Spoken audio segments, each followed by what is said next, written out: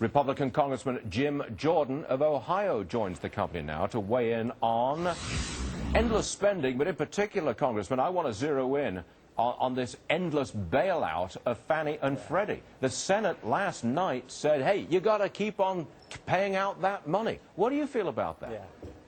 Well, I mean, Stuart, I've said many times before, if big government spending were going to get us out of this mess, well, heck, we'd have been out of it a long time ago, because that's all the government's been doing for 2 years. So the American people know that you can't keep bailing out, spending and solve the problem. They know that's not going to work. They know that it's the wrong path to head down, and they're frustrated by what they see. But it's not just, you mentioned earlier about it's going to be reflected in November's elections. As one of your guests mentioned that what happened yesterday. Well, it also happened Saturday with Bob Bennett.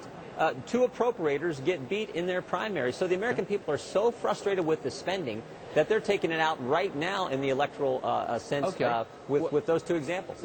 So let's turn it around. Let's suppose that for whatever reason they cut off this bailout of the housing market right now, and we just let it crash. We let, as they say, we let the market clear. House prices go way down. What would voters say about that?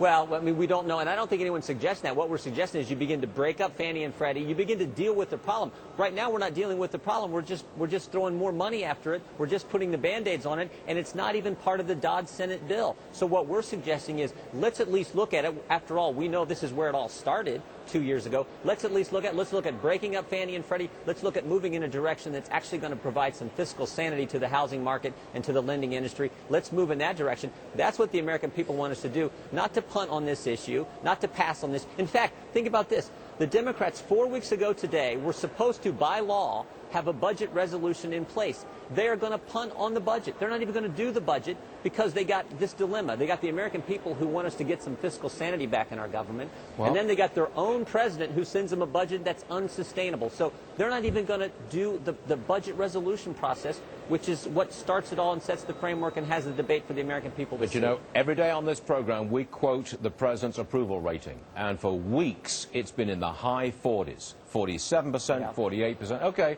it's below the 50% cutoff, but it's holding right there. None of this news on entitlements and bailouts doesn't make any difference. He's still relatively popular. Well, I mean, look, he's a pretty charismatic individual. I think part of that's just driven by the person that he is. But I think what we saw yesterday in West Virginia, what we saw over the weekend in Utah, I think we're going to see a lot of those same kind of things this fall in the November elections. People are going to send back, I think, to office those who understand we have to get some fiscal sanity, some common sense back in our government.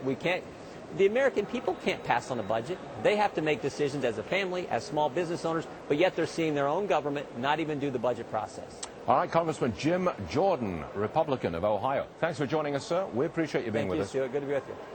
All right, let's change tack for a second. I want to look at Macy's stock. Came in with some pretty good news. That's the company.